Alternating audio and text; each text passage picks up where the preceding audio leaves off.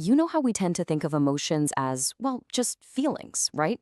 Things that happen up in our heads. But what if I told you that every single emotion you feel is also a physical event, a literal chemical reaction that your body has to deal with?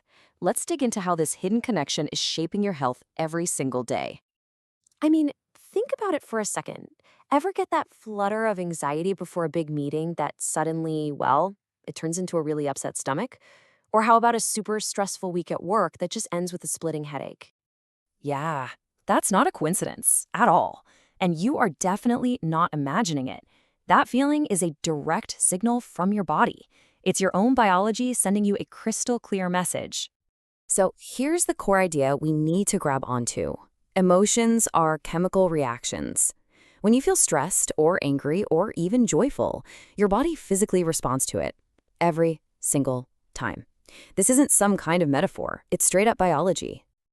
And that brings us to the heart of our explainer today, how these emotional reactions, if they're left unchecked, can quietly start to cause some serious physical harm. We're going to break down three of the biggest ways this happens. First up, the big one, chronic stress. We're talking about more than just having a bad day. This is a constant, low-grade physical process that floods your body with a hormone called cortisol. The way this works is, well, it's both fascinating and kind of scary. And just look at the damage it can do. See, chronic stress keeps that cortisol faucet turned on. In a short burst, cortisol is a lifesaver. But over time, it hammers your immune system, which is why you get sick more often. It can actually trigger weight gain, mess with your digestion, and get this, it can even shrink the hippocampus, which is your brain's library for memory and learning. Wild, right?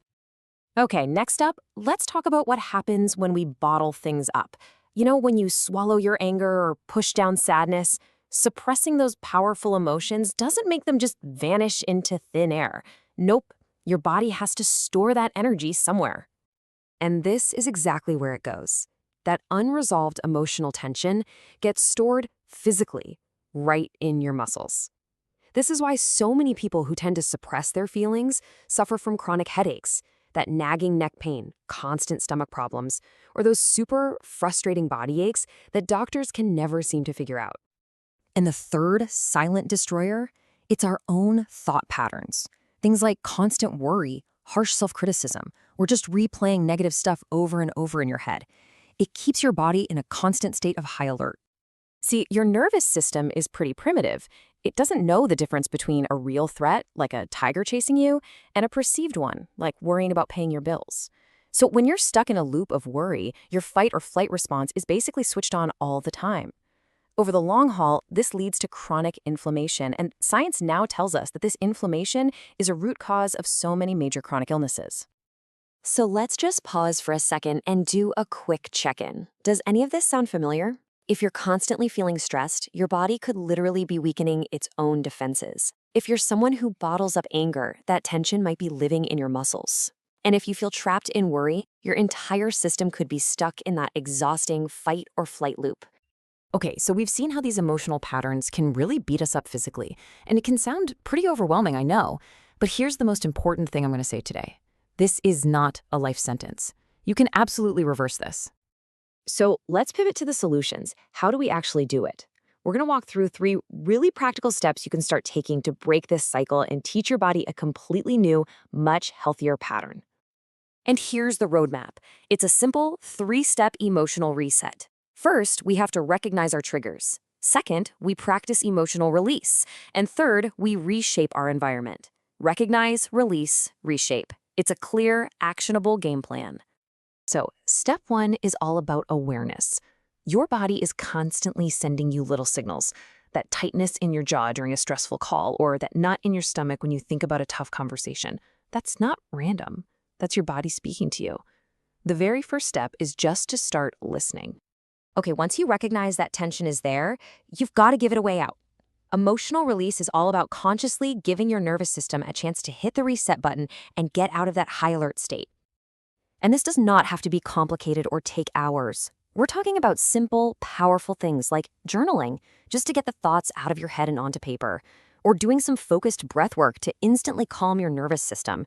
Even taking a 2-minute mindfulness break can make a world of difference. And finally, step three, You've probably heard the saying, you can't heal in the same environment that made you sick. This step is all about taking back control of your surroundings to reduce that constant emotional overload. It's about being proactive, not just reactive. So, what does that actually look like? Well, it could be setting healthier boundaries with people who drain your energy. It could be making a real effort to connect with supportive, positive people. Or maybe it's just intentionally building small daily relaxation habits into your routine. So, to bring this all home, your emotions don't just happen inside of you. They are actively shaping your physical world, from your immune system all the way down to the muscles in your back. And this is the ultimate payoff. When you start to heal on an emotional level, by listening, by releasing, by reshaping, your body gets the message loud and clear.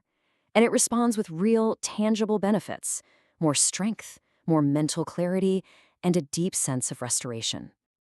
So, I'll leave you with this one final thought. Just for a moment, right now, take a deep breath and check in with yourself. What is your body trying to tell you today?